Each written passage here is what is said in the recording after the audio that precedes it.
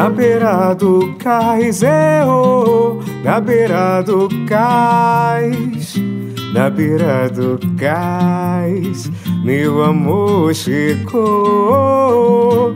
Na beira do cais, na beira do cais, na beira do cais, meu amor chegou, fazendo um barulho sobre as ondas do mar, ouvindo o canto das garças sobre a luz do luar, fazendo um barulho sobre as ondas do mar. Garagem Alternativa de volta na área, meu parceiro. E hoje a gente vai trazer uma participação especial, que também era aguardada aqui pela gente. Já estava na nossa listinha, né, Dudu? Tava na listinha. E aí, atendendo aos pedidos, os nossos e os das pessoas que chamaram esse convidado especial, hoje a gente vai bater um papo com ele, Heriberto de Marinheiro. Meu irmão, satisfação estar aqui contigo hoje para poder bater esse papo. Satisfação é a minha, gente. Muito obrigado. Valeu. Bora lá. Vamos que vamos pra esse papo maravilhoso. Heriberto tem uma voz bonita, não tem só? É, uma voz grave, né? Uma voz aveludada, enfim. Coisas de vovô. Então hoje a gente vai falar em resumo aí sobre musicalidade, sobre essa influência, Heriberto, do teu trabalho em ligação total com os povos originários, com essa coisa da religiosidade afro-ameríndia e tudo mais.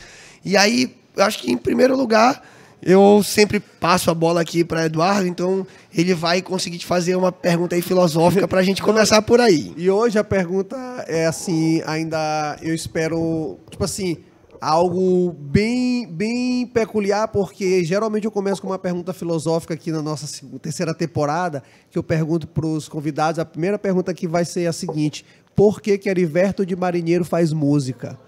Aí eu fiquei imaginando, rapidinho, porque tem todo um contexto que geralmente a gente não... Porque o tipo de trabalho que tu faz...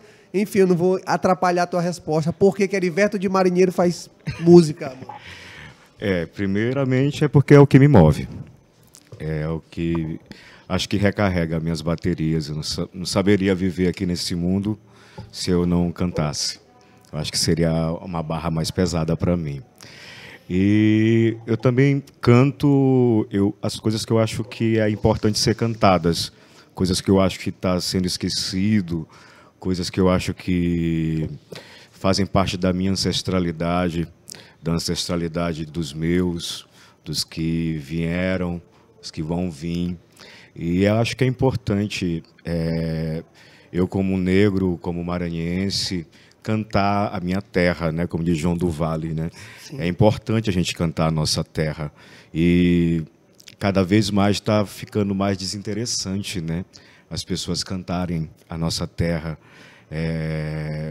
A tecnologia é maravilhosa, tudo é maravilhoso, mas eu acho que a gente tem que saber filtrar também o que nós recebemos e saber o que é nosso, o que não é, o que pode ser colocado, o que não fica de bom tom ser colocado, ou pelo menos eu acho assim. Sim, mas é isso, cara.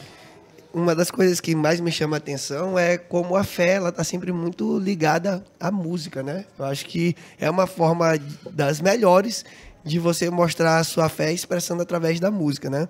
E aí eu queria também te perguntar isso, como é que foi que a tua ligação com a música entrou nessa linha de convergência com a tua ancestralidade, com a tua fé, né? Acho que às vezes até quando a gente diz religiosidade, sou um pouco assim reticente de usar essa palavra, porque parece muito mais que a gente está falando de uma coisa mais sistêmica, né?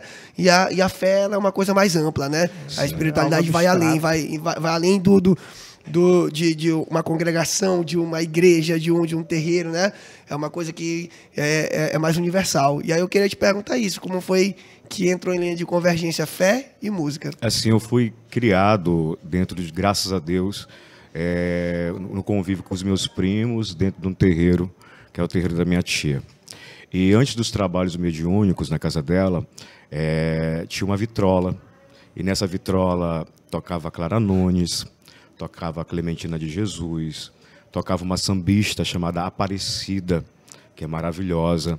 E também, nessa época, estava sendo lançado muitos discos de Umbanda e tal, o próprio rito em si, o rito sulista. E chegou essa indústria fonográfica aqui no Maranhão. Isso, eu me lembro, era começo dos anos 90. E a gente ouvia muito. E eu pegava as músicas, principalmente os sambas da Aparecida, eu pegava muito rápido, porque é uma coisa meio caymmi, muito curtinho, com um refrão que te pega logo. E uma vez eu estava cantando em sala de aula, ainda criança, e a professora perguntou: o que é isso que você está cantando? É uma música para sereia. E minha mãe foi chamada. Aí, desde então, começou uma relação meio que... Ele absorve as coisas muito rápido ali. Não pode ser falado isso em determinados lugares. Enfim, ali também já vi também um certo racismo religioso. Né? Tanto é que hoje é crime aqui no nosso país. Aí, quando eu completei 11 anos de idade, eu comecei a estudar na escola Sintra. E lá eu comecei a fazer teatro dentro da escola. E no teatro descobriram minha voz. Aí eu sempre fazia uns prólogos da peça, fazia os finais, ou então era o narrador, ou então cantava alguma coisinha ou outra nos espetáculos. Mas isso nunca foi assim a minha... Eu queria, na época, muito ser ator de teatro. Então, a tua primeira vocação, assim, o teu primeiro desejo no mundo da arte foi ser participante assim, de um teatro, né? Trabalhar nessa área teatral. Foi. Aí eu peguei, fiz minha graduação também em teatro, depois fiz dos 11 anos até o terceiro ano. Sim. E na graduação, lá dentro da universidade, eu me reencontro com a minha questão da ancestralidade. E isso veio de uma forma muito natural, como eu sempre acho, no tempo deles, no tempo que era para ser feito. E como foi esse encontro? Assim, houve algo específico? Só porque eu sou bem detalhista, eu gosto desse... ou foi só um período que tu estava na graduação, ou algo na graduação te reaproximou dessa tua ancestralidade? Não, era mais uma coisa de suportar, de aguentar, de viver. Então eu sempre cantava. E eu fui começar a escrever também. Comecei a escrever, aí eu conheci Didan. Didan, que para mim é uma das maiores compositoras e intérpretes daqui. E ela foi minha fada madrinha. Eu comecei a frequentar a Vida é uma Festa, depois o Odeon Saborearte, e ela lotava, junto com o Erivaldo, coisa assim de tremer parede. Verdade. E todo mundo cantando junto, do começo ao fim, o show. E ela pegava e me puxava para cantar com ela. E aí, meio que já virou assim um costume, assim, das quintas-feiras eu fazia uma participaçãozinha dentro do show dela. E ela foi uma das pessoas faz teu show, acho que está na hora. Eu mostrava minhas músicas para ela na época. E ela, olha, não vai ser coveiro, não,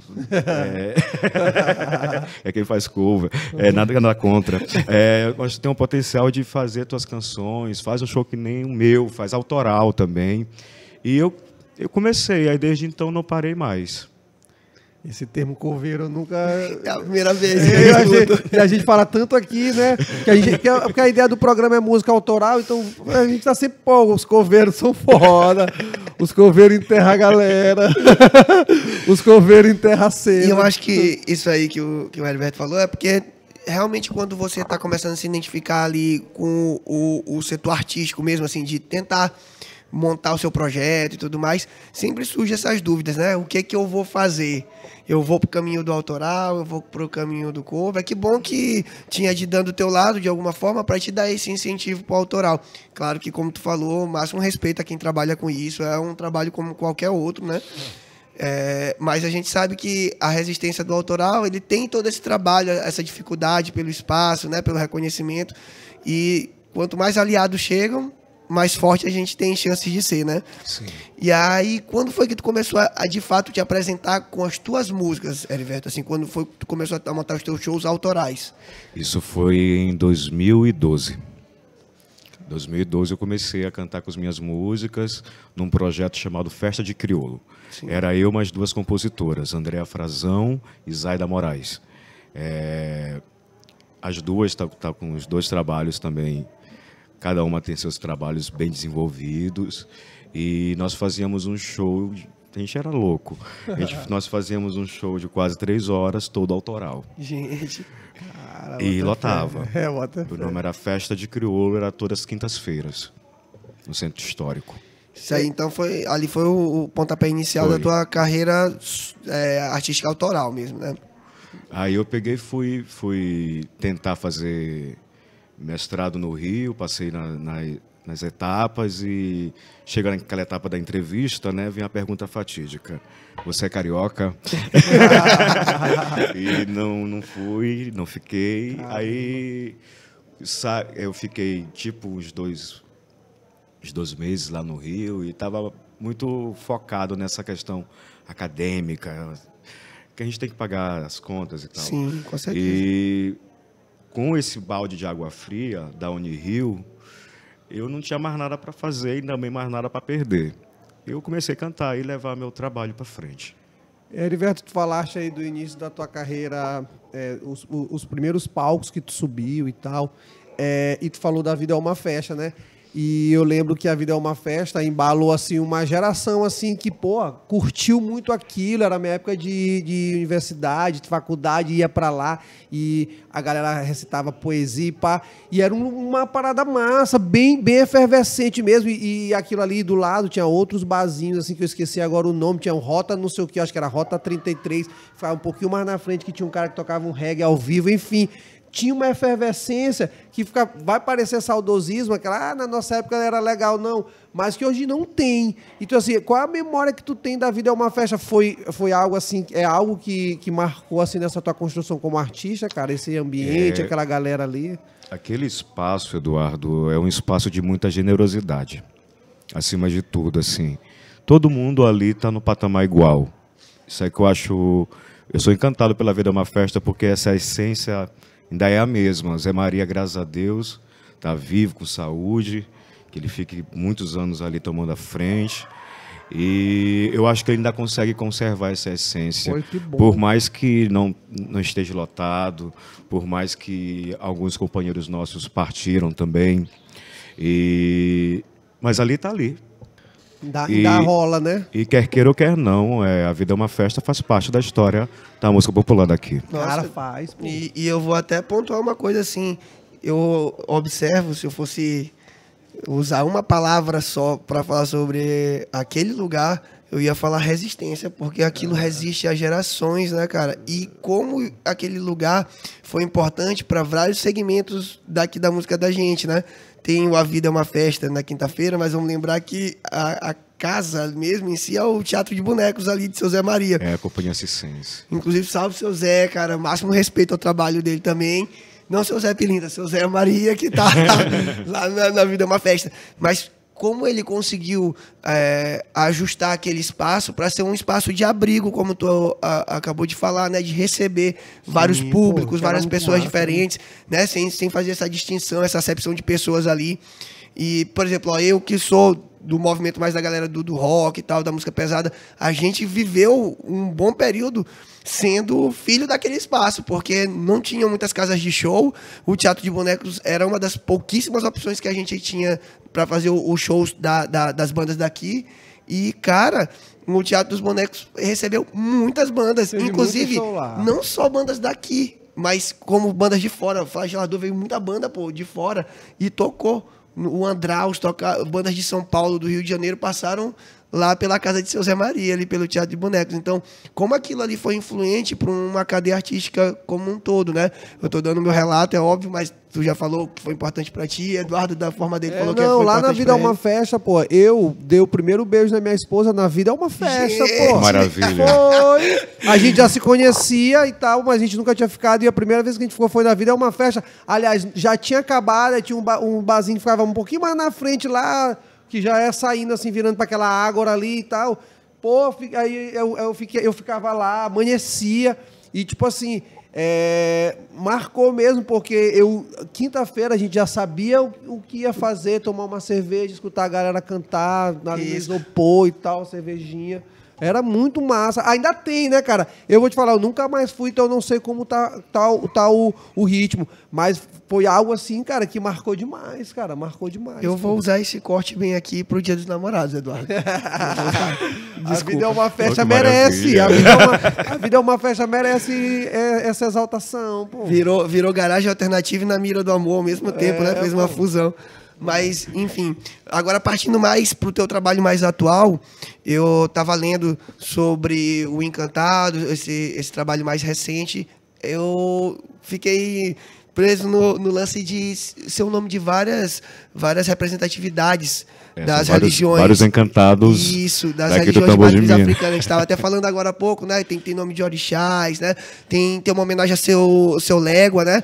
Tu me corrige se eu estiver errado, que tu deve saber bem melhor do que eu, Heriberto, mas Imagina. o seu Légua, ele é uma entidade da região, não é? Aqui da nossa região. Ele é considerado uma entidade que se abrasileirou. Isso. Ele veio com um processo de tráfico negreiro, algumas teorias de pesquisa antropológicas falam isso, né? Pelo menos em alguns terreiros, ele é considerado uma entidade africana que se abrasileirou. Olha aí, maravilha. É a questão do hibridismo cultural, né? Isso. Já existe. E aí, sobre isso, só concluindo aqui para passar a bola para ti, eu observei que tem vários nomes das representatividades das religiões de matriz africana, né? Tem os orixás, que nem a gente estava falando agora há pouco, né? Tem uma música para Ossain, tem uma música para Oxóssi, né?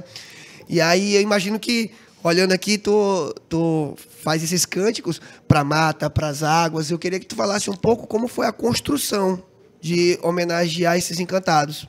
O Encantado, naquela época da lei de seu Aldir Blanc, eu fiz um protótipo, meio que já uma live com algumas doutrinas, que é o nome que se dá para música no Tambor de Minas, com algumas doutrinas e já fazendo já esse meio que essa seleção.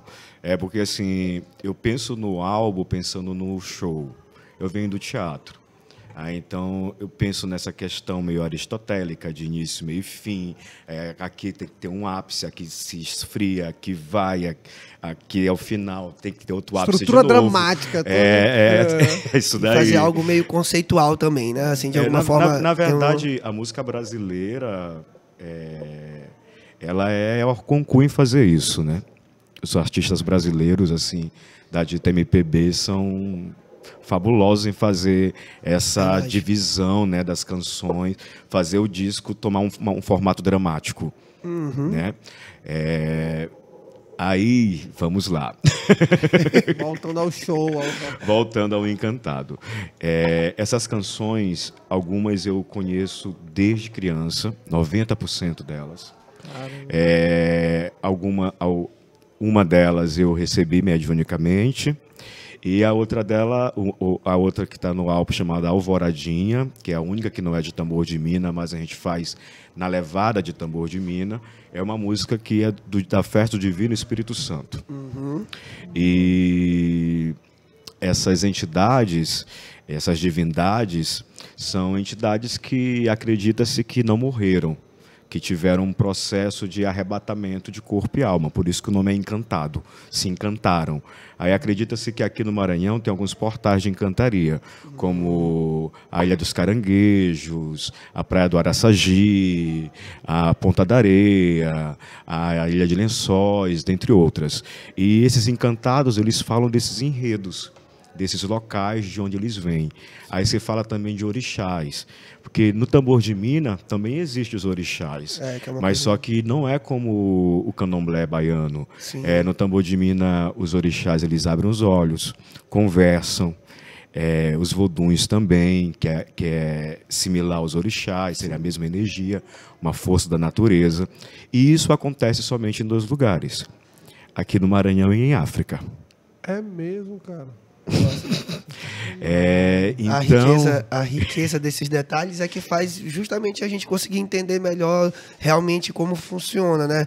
E entender, por exemplo, as diferenças entre o tambor de mina, o candomblé, a umbanda, né? Que tem as suas especificidades, assim, né? E aí eu queria que tu continuasse falando sobre isso, que eu tô preso aqui nesse assunto. Pois é. Aí aqui tem essa questão do comportamento também ser muito do maranhense. É mais discreto, é um rito mais discreto. O transe é muitas das vezes mais discreto. Às vezes só uma toalha, um lenço, um rosário cruzado, que é chamado de rosário ou vilacã em africano, que vão dar a identidade dessas divindades. O que está acontecendo é que a gente está perdendo um pouco da nossa identidade, né? Por conta justamente dessas infiltrações geográficas. Tambor de Mina tem pouquíssimos escritos sobre ele.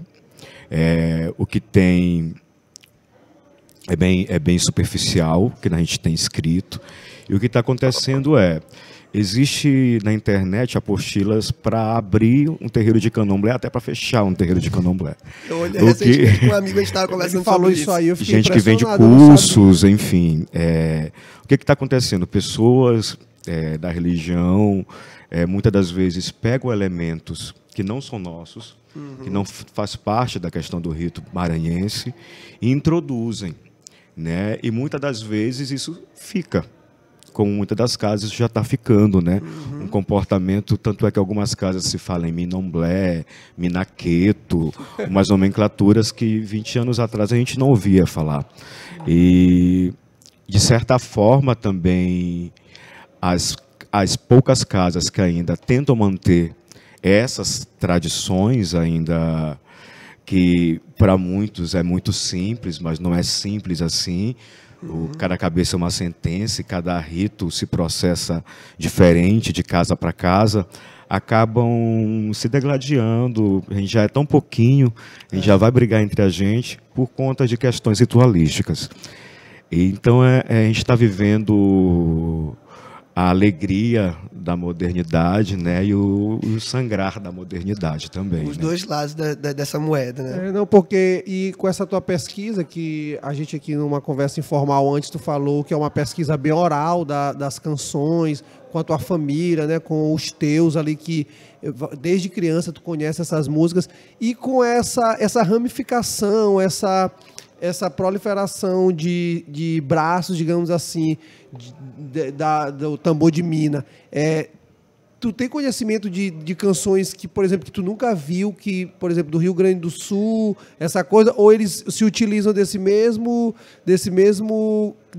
cânticos para estar fazendo os rituais dele, ou tu já, na questão musical, assim, porque na questão estrutural tu já tem uma noção dessa questão musical.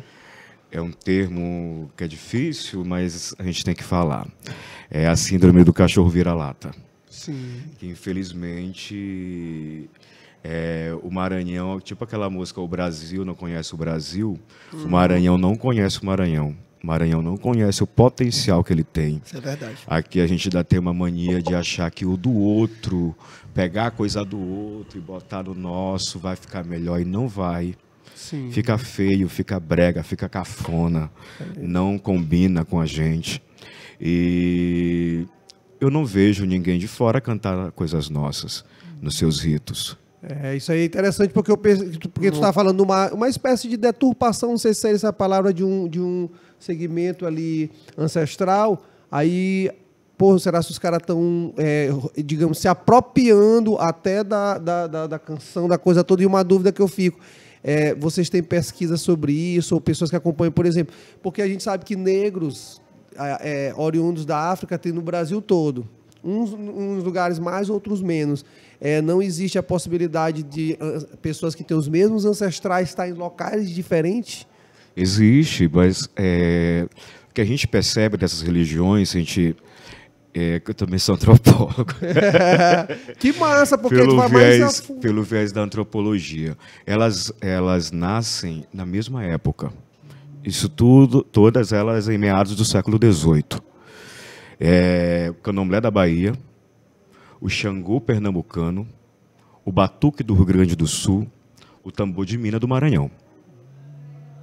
Ou seja, isso são rituais, são códigos religiosos que não tinha na África, que vão ser organizados aqui no Brasil por conta do processo de escravidão. Por exemplo, quem nascia em Ijexá, que é a terra onde Oxum era a padroeira, automaticamente já era filho de Oxum. Quem nascia em Queto, automaticamente era filho de Oxóssi. Quem nascia em Oió, automaticamente era filho de Xangô. Com a questão do tráfico negreiro, há uma mistura de povos e nações. O que esses povos e nações fazem para poder sobreviver? Ali eles fazem as trocas deles. Ali que é na Bahia que acontece a organização do candomblé. É aqui no Maranhão, em São Luís, que se acontece a organização do tambor de Minas. É lá no Rio Grande do Sul que acontece a organização do batuque. Ou seja, esses grupos chegaram de diferentes localidades, mas vieram para uma localidade específica, quando eles vieram. Então, por isso que tem essa explicação. É questão regional mesmo. E a Umbanda, por muito tempo, ela foi considerada uma religião brasileira, criada por Zélio de Moraes. Mas há pouco tempo, tem novas pesquisas que falam que a Umbanda nasceu de rituais de cabula, que eram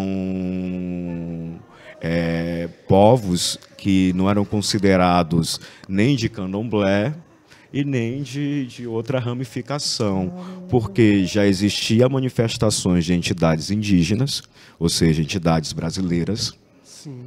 Já existia manifestações de pretos velhos, negros escravizados ou negros nascidos no Brasil que envelheceram aqui.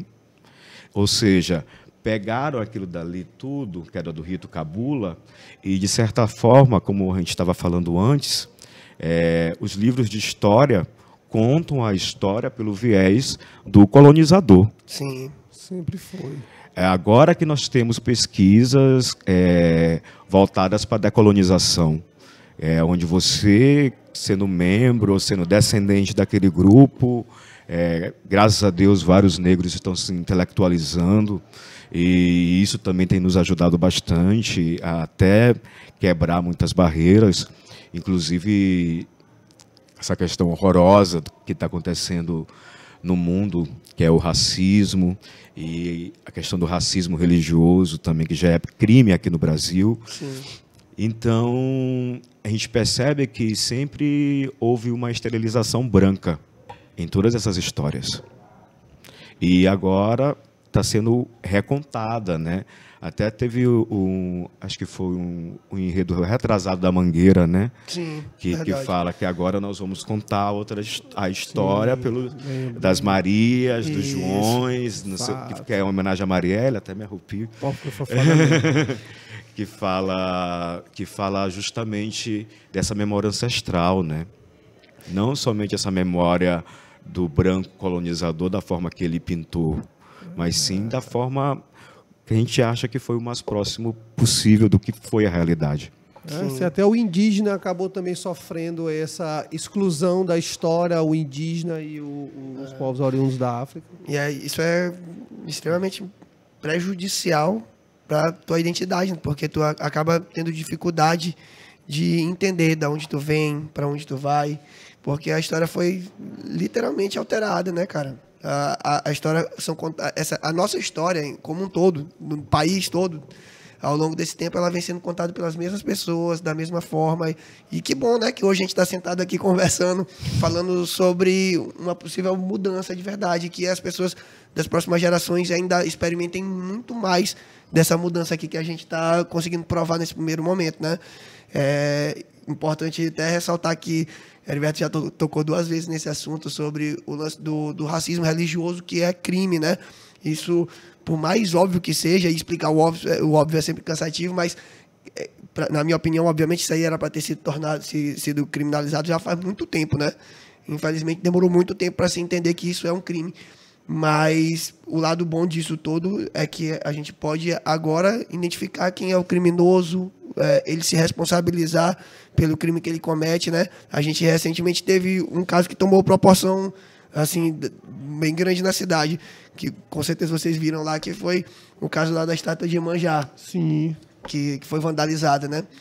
E um amigo meu aqui recente até falou assim, cara, por mim a gente não reformava, a gente deixava lá para mostrar o que foi que fizeram, né? Sim, com protesto, né? E eu até comentei para ele, eu falei, cara, mas tá na alma de um monte de gente que faz parte dessas religiões, que se entrega às matrizes africanas, tá, a cicatriz está na alma. Consertando ou não aquilo ali, o machucado ao longo dos anos é gigantesco, cara. Você, de alguma forma, tem que resistir todo dia, né, cara? Acordar e ter que explicar o que você acredita. Eu vejo que outras religiões, outras formas de expressar a fé, elas não precisam se explicar tanto, né? E existe uma lei, André. É a Lei 10.639/2003. Uma lei que obriga todas as escolas a ensinar o conteúdo de diáspora, conteúdo sobre cultura afro-brasileira, cultura afro-ameríndia. Pelos casos de racismo que a gente está vendo no Brasil, a gente sabe que essa lei, né, Não está funcionando. não está funcionando. Eu estou fazendo um mestrado agora em educação. Eu, em sala de aula, sofri racismo religioso. Todo mundo sendo professor. Olha só. Tá bom? Os professores Tá não estão bom? dando exemplo. Cara, que coisa. Assustador, cara. Isso aí. É assustador e é uma coisa que é lei. É um problema educacional, sim, mas já virou lei. Está ali. Sim. Muitas das vezes o professor não quer trabalhar porque ele é protestante, ou então a coordenação da escola não deixa o professor trabalhar porque a coordenação é protestante. E, enfim, a bola de neve só vai aumentando. E, como diz a Adriana Calcanhoto, né, numa letra de uma música dela que eu acho uma facada, no país negro e racista no centro da América Latina. É complicado surreal, demais. né, mano? Foi que nem um deputado falou numa dessas discussões aí no parlamento. O cara falou, não, eu acho normal, a gente tem uma bancada evangélica, nós vivemos num país evangélico. E aqui nós temos uma lei estadual, que se o aluno... Por exemplo, uma lei que é justamente para não deixar o professor usar a Lei 10.639, que é federal. Tem uma lei contra isso, De para uma combater. deputada A lei da lei. A lei da lei, que é uma lei estadual que disse... Claro que ele vai se sentir ferido. Se o aluno sentir a fé dele ferida, ele pode não participar da atividade e não perder ponto por isso. Tem isso mesmo. Cara, Ou seja, negar o conhecimento para o aluno. Basicamente isso. É isso mesmo. que é o que o sistema tem feito ao longo do tempo muito bem, né? Não, negando acesso à informação. Só para concluir da bancada evangélica, aí um deputado foi lá e falou o seguinte, ele não entende, ele falou, sabe, quando tu iria entender se aqui dentro desse parlamento tivesse uma bancada hindu que fizesse uma lei proibindo o churrasco no Brasil? Aí tu ia entender. Ele ficou sem palavras. E é engraçado porque a gente vai conversando aqui nesses bate-papos que a gente faz por aqui e às vezes memórias lá de trás a gente vai ressuscitando, né? Que, obviamente, numa vida toda, eu tô com 35 anos, tem coisas que eu já esqueci no meio do caminho. E tu tá contando essa história e eu tô lembrando de uma coisa lá de trás, assim, que lá em casa, a minha irmã sempre colocou os pontos num cantinho bem discreto. Tu falou mais cedo sobre o nosso povo maranhense, as pessoas que têm essa fé aqui, essa espiritualidade serem mais reservadas. Eu acho que eu vou... Antigamente, hoje em dia tá baianizado. Isso, hoje mas que é justamente uma coisa ancestral, que você passou de geração para geração. Talvez a minha mãe já era assim, então passou para minha irmã, e aí vai passando, e as coisas, é óbvio, vão mudando, porque são outros momentos, né? Mas eu lembro que ela tinha muito essa descrição, assim, de deixar tudo num cantinho e tal. E aí tu tava falando de escola, cara, eu tava lembrando que eu, criança, na escola só tinha aula de religião, mas era uma religião voltada só para a mesma religião, que era o cristianismo, né? E aí eu lembro que em algum momento eu comentei, assim, porque minha tia já tinha terreiro, né? A mãe da minha tia. E aí, a Dona Isabel tinha esse terreiro lá, desde criança a gente frequentava, ia para lá, eu ia com meu primo, com o Igor, a gente ficava lá, não tinha uns festejos. E aí, quando falaram de fé, eu fui falar de Umbanda, né? Falei assim, ó, tem uns terreiros e tal, eu queimo palhinha, eu vou contar como é que era. Super animado. Cara, eu lembro até hoje da cara do professor e como esse camarada reagiu depois que eu contei isso. O brilho dele todo indo embora. Sumiu. Pra ele explicar para aquelas outras 30 crianças, que vão lembrar que também que escola pública é gente pra caramba, né? Então, para ele explicar para aquelas outras crianças ali que elas eram, sei lá, a maioria católica, talvez tinha um espírito ou outro ali, mas que não tinham essa convivência com a Umbanda, com outra religião, assim, cara, ele se viu ali numa... Hoje eu consigo enxergar como ele se viu incomodado. Tipo, por que tu tocou nesse assunto agora, cara? Por que tu falou sobre isso? E aí as crianças ficaram instigadas, pô. Eu lembro das crianças perguntando, mas como é que é lá e tal? E aí eu lembro da frase que ele soltou lá, ele falou assim, ó, isso aí não é bem uma religião. Ao longo do tempo... Hoje eu espero que, cara, que isso aconteça cada vez menos com outras pessoas, porque isso aí é extremamente desgostoso, né? Isso te inibe, porque tu chega em casa, tu vê que tua mãe, teu pai, tua irmã se incomodaram com essa situação, aí tu vê, o teu professor, de alguma forma, é tua referência, né? Os mestres da gente, a gente olha eles ali, obviamente, como uma orientação, né? Uma pessoa a te orientar. E aí tu vê que o cara não gosta e tu convive com ele todo dia, né? Tanto quanto com tua família, tu tá lá. Então, tu não quer, de alguma forma, contradizer ele, entrar em um impasse ali com ele. E aí a criança, ela se vê extremamente coagida a não falar mais. Eu nem lembro se eu falei outra vez, assim, por anos sobre isso. E, cara, eu tô falando isso, eu ainda sou branco, saca, mano? Venho de uma família, assim, a gente passou muito aperto na vida, mas naquele momento ali a gente tinha uma condição de vida suave, assim, né? Perto do que a gente ia passar depois, estava até ótimo demais. Mas eu fico imaginando, sabe? A questão também da empatia de você olhar ao redor e falar assim, cara, e as pessoas pretas que às vezes iam com uma guia para a escola e passavam por algum constrangimento. Isso aí eu estou sendo bem de boa, né? Porque tem coisas piores aqui que eu não vou nem mencionar. Mas é importantíssimo estar tocando nesse assunto para a gente até sair um pouco desse campo musical para falar sobre isso, né, Heriberto? Sobre a educação. Já que tu estava falando de ser professor e tudo mais, eu queria que tu desse teu depoimento como isso. Como é importante a gente ter essa pluralidade no ensino, né, cara? De poder ensinar sobre tudo, inclusive sobre música, né, mano? Claro. E esse preconceito, André, tem tudo a ver com música também. Porque muitas das vezes meu trabalho às vezes não toca ou não é chamado, não é colocado nas programações oficiais do Estado, porque é um trabalho que fala de terreiro. Eu sei justamente que é por causa disso. Não é respeito com o teu portfólio, não é respeito com o teu currículo, não é nada disso. O peso não é esse. E eu acho, tu me corrige também se eu me equivocar, que esse eu não toco, ele é velado. Né? Extremamente velado. Eles extremamente nunca vão te falar, velado. né? Aí você vai reclamar, você pega a fama de reacionário, o problemático, que eles adoram botar esses nomes na gente. Enfim, é muito complicado. É muito complicado. Se pedir direito igual é comunista. Ixi, nossa, hoje em dia que as nossas dores viraram mimimi. Né? Usam muito essas palavras, mas aqui mesmo a gente passa.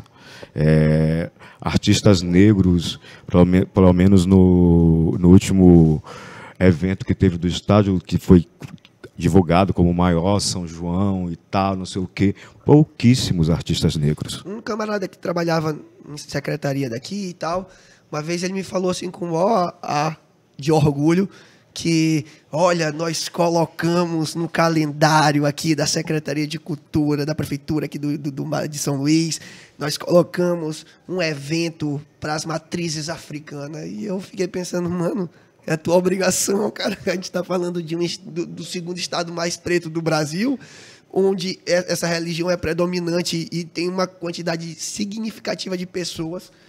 Mano, isso aí já era para estar tendo, era fazia tempo. Demorou, foi para ter. A arquitetura é portuguesa, mas a mão de obra foi escravizada. Mas aí isso também justifica quem ainda são os donos daquela maioria daqueles casarões, né? Que são os donos, os netos daqueles que tem os azulejos, né? E os outros estão trabalhando até hoje ainda lá, né? Ainda.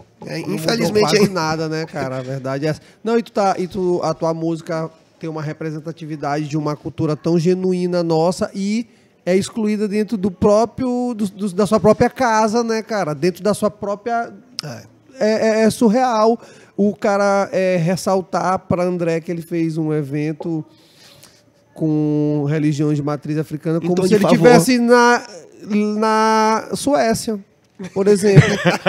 Porque na Suécia é algo extraordinário, você faz algo diferente. Aqui no Maranhão todo mundo tão louro e olho azul, né? Exato. Porque ele falou como se fosse algo extraordinário, fora do ordinário ali do... Tô só descendente de alemão aqui, né, bicho? É surreal, né, cara? É surreal a gente... Mas isso é interessante abordar, e eu vou aproveitar até para passar para a próxima pergunta, para falar dos lugares que tu tem tocado, né? Porque eu acho que a habilidade maior do artista é uma porta se fechar e ele vai lá e arromba a outra e cria uma saída ali no canto, né? E aí eu queria te perguntar justamente onde é que tu fomenta a tua arte, onde que tu consegue mostrar o teu trabalho. Desde 2015 eu fui trabalhar no Pará dando aula lá. Eu tive uma encefalite viral por causa do mosquito da dengue. Caramba. Eu fiquei 26 dias em coma e tal, quase fui. Aí eu fiquei com algumas sequelas, dentre elas a fibromialgia, que é uma deficiência que é horrível. E mexe desde a questão do teu sensor de dor, até com tua questão estomacal e com tua questão também neural. Tem dias que tu tá muito à flor da pele. E isso me quebrou muito. Estou me resguardando muito. O Encantado é um disco subversivo. Eu podia muito bem, eu tenho canções que, como uma vez um cantor daqui me falou, tu tem que cantar as músicas que conversam com todo mundo. Mas eu não converso com todo mundo. E tem que saber se todo mundo quer conversar contigo também. Ainda tem isso. Né? E o Encantado é isso, sabe? Eu acho que o meu primeiro grande tiro já foi dado. Foi ele ser lançado. Agora eu estou esperando me recuperar mais, essas chuvas passarem, para eu poder pensar no outro tiro.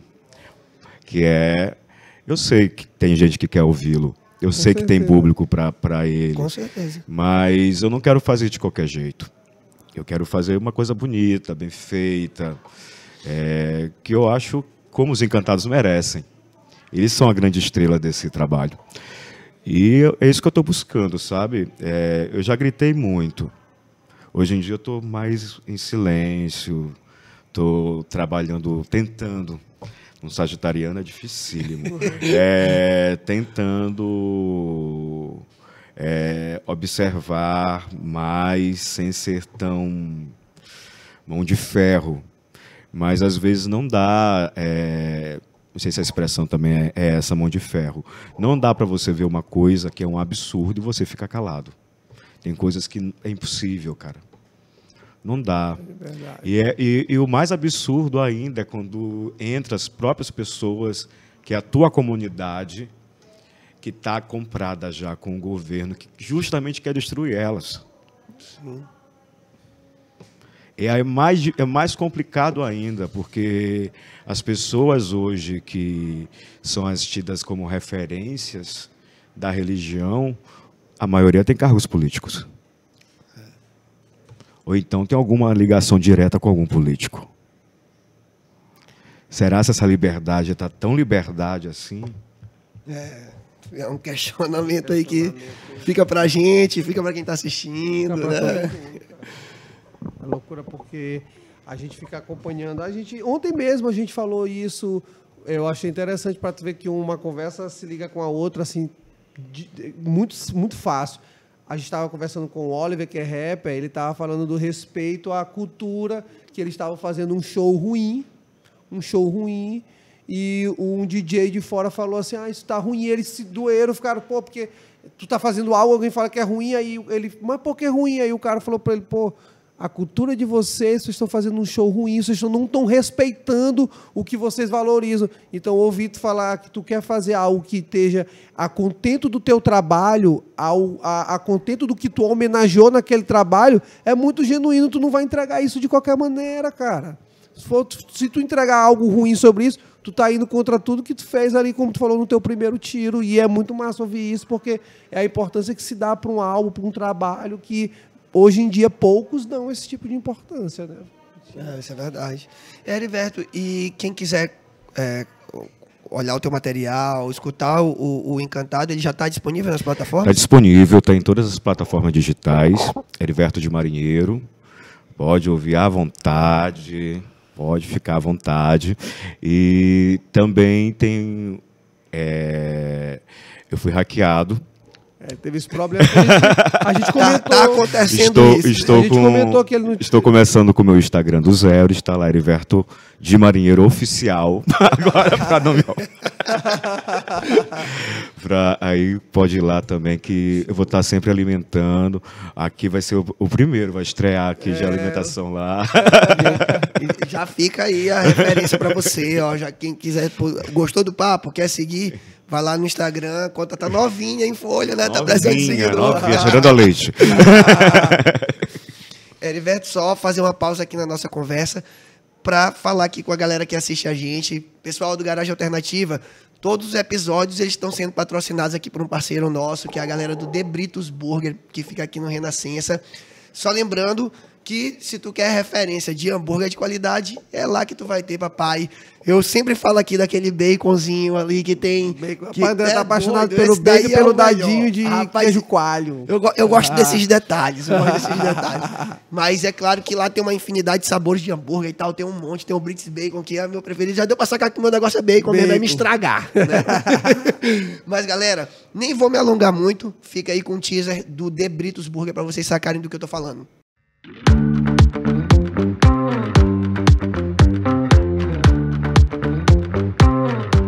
Você conhece o De Britos Burger? Um refúgio gastronômico no coração do Jardim Renascença em São Luís. Aqui, cada mordida é uma experiência única e um encontro com o sabor de um cardápio diferenciado.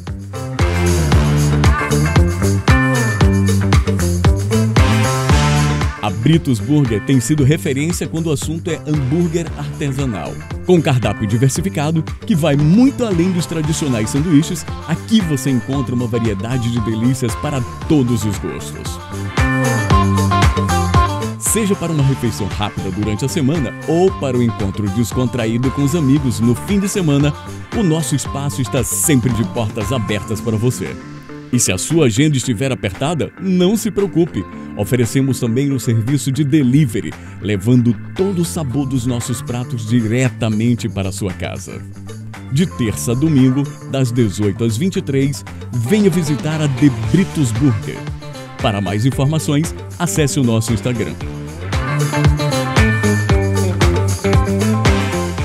Voltando pro papo, galera, e antes de continuar e despedir aqui da entrevista com o Heriberto, eu queria falar para vocês que, como o De Britos Burger é parceiro aqui do Garagem Alternativa, todos os nossos convidados ganham um voucher para ir lá conhecer a De Britos, beleza? Ô, papai!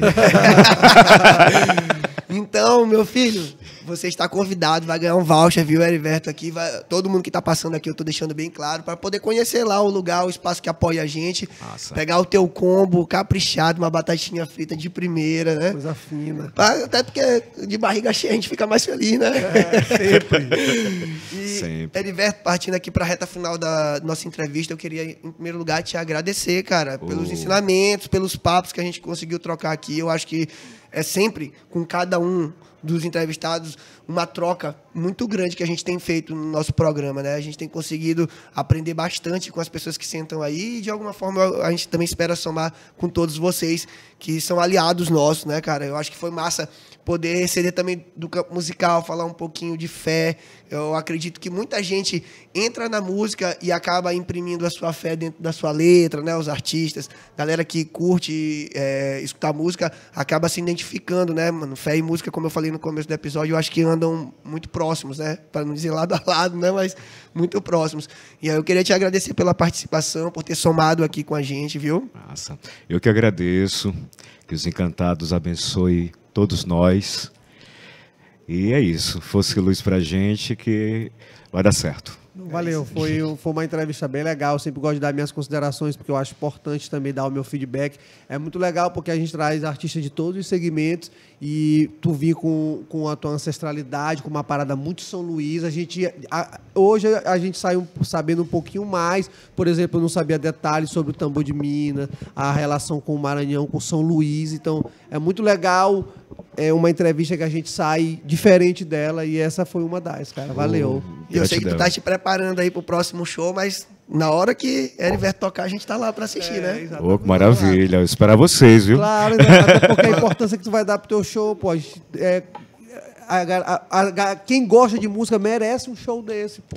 E é uma coisa que chama muita atenção, ver como tu fala com esmero do teu trabalho, né? Até porque é uma forma de louvar, de agradecer aos encantados, a influência que eles têm na tua vida, a importância deles, né? E saber que tu te importa em dar o melhor, isso é massa. Eu acho que a lição que fica pra gente também, como um todo, né? De poder dar o nosso melhor. Às vezes, o nosso melhor não é aquilo que a gente realmente queria que acontecesse, mas você saber que o seu 100% está ali depositado em um trabalho artístico é muito importante. Eu queria agradecer, né, pela oportunidade, pelo espaço. E eu também tenho, sobre qualquer tipo de religião, de fé, nós não somos melhores do que ninguém, né? Como diz uma tia minha, nunca vi cemitério de duas portas, só entra uma, só tem uma, entra todo mundo lá. Isso é muito bom. Do desempregado ao desembargador. E dizer que ninguém é melhor do que ninguém. A gente tem que começar a tentar viver harmonicamente, saber trazer o que a gente tem de melhor. É nossa fé, bora dar o que é de melhor, é o nosso afeto, é esse vento que a gente sopra quando a gente canta, que é Oxalá. Não sei qual o nome que você dá, mas ver que a gente está num processo de constante evolução. Eu acho isso, eu acho que a maior revolução do mundo é o amor. Sempre vai ser ele. Exatamente. Maravilha. A última frase desse episódio ser amor, eu acho que encerra de maneira cirúrgica. Gente, então eu vou me despedindo por aqui. Eu encontro vocês no próximo episódio, mas como sempre a gente deixa aqui claro que o Garagem Alternativa ele tá lá no YouTube, na conta oficial do Imirante. Então, se você for lá, você vai encontrar a playlist com o episódio do Heriberto e todos os outros que a gente fez por aqui ao longo desse tempo, né? Já são 3 temporadas, cada temporada com 12 episódios, então tem bastante coisa. Tem muito artista daqui de São Luís falando, conversando com a gente aqui. Assunto é o que não vai faltar. Muito aprendizado, como eu falei. Então, corre lá, dá uma sacada. Se tu tiver um pouco menos de tempo para poder fazer isso e quiser ver coisas ali mais instantâneas, tem a opção do Instagram, onde a gente coloca vários cortes. Vai um corte, obviamente, aqui do Heriberto para lá e a gente coloca de todos os artistas. E se você é artista, cara, vai lá no @podcast Garagem Alternativa e manda teu material pra gente, que a nossa missão é tentar entrevistar o máximo de artistas daqui de São Luís do Maranhão. Axé. Autoral. E é isso aí. Vou me despedir com um laroie para vocês que estão aí do outro lado. E, galera, a gente se encontra até o próximo episódio.